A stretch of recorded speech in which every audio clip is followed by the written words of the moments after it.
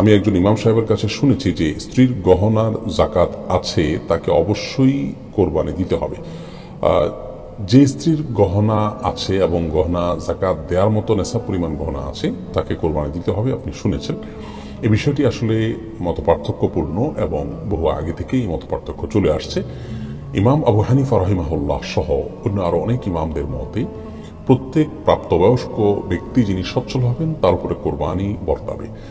আর Saudi আরবের ওলামা ইকরাম এবং আরো অনেক ওলামা ইকরামের মতে যেই পরিবারে একজন সচ্ছল ব্যক্তি আছেন, পরিবারের কর্তা, তিনি কোরবানি দিবেন গোটা পরিবারের তরফ থেকে। পরিবারের অন্যান্য সদস্য যারা তার অধীনস্থ রয়েছেন, তার স্ত্রী বা তার সন্তান, তাদের যদি নিজস্ব পরিবার না হয়, পৃথক, তারা যদি একান্নভুক্ত এবং ওই ব্যক্তির পরিবারের সদস্য হিসেবে তার অধীনস্থ হিসাবেই থাকেন এবং তারা স্বতন্ত্র বিয়ে শাদী করে তারা সমর্থবান হয়েছেন, পরিবার করেছেন, এমন না হয়, তাহলে সেক্ষেত্রে ওই পরিবারের কর্তার একটি কোরবানি গোটা পরিবারের তরফ থেকে যথেষ্ট হবে।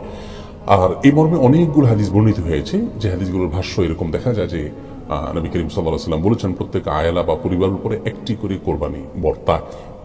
তো যাই হোক, বিষয়টি মত পার্থক্যপূর্ণ। আমরা আপনাকে শুধু এটুকু বলবো যে যদি আপনার তরফ থেকে কোরবানি দেয়া হয় তো কোনো অসুবিধা নেই, এবং আপনার ভাই আপনার তরফ থেকে দিলেও আদায় হয়ে যাবে। এরপরে